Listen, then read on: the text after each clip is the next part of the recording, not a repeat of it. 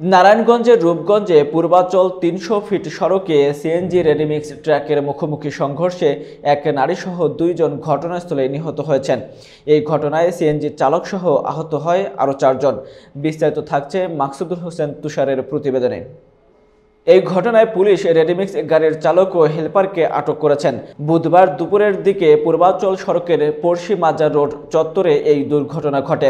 Purbachal police ক্যাম্পের in charge Jahangir Alam জানায়, বুধবার দুপুর ১২টার দিকে রাজধানীর কুড়িল থেকে একটি সিএনজি কাঞ্চন যাওয়ার পথে পূর্বাচল ৩০০ ফিট সড়কের পড়শি মাজার রোড চত্বরে পূর্বাচলে প্রবেশের মুখে দ্রুত গতির রেডিমিক্স ট্রাকের মুখোমুখি সংঘর্ষে ঘটনাস্থলে সিএনজির যাত্রী আরবি আক্তার, খায়রুল ইসলাম নিহত হয়। এ সময় আহত হয় সিএনজি চালক সহ আরও ৩ যাত্রী। এই ঘটনায় পুলিশ রেডিমিক্স গাড়ির চালক ফখরুল ইসলাম ও তার হেলপার শাহিদুল ইসলামকে আটক করা হয়। জব্দ করা হয় ওই রেডিমিক্স ট্রাক। নিহতদের লাশ উদ্ধারের করে ময়না তদন্তের জন্য মর্গে ও আহতদের রাজধানী কুর্মিটোলা হাসপাতালে পাঠানো হয়েছে বলে জানায় ওই পুলিশ কর্মকর্তা।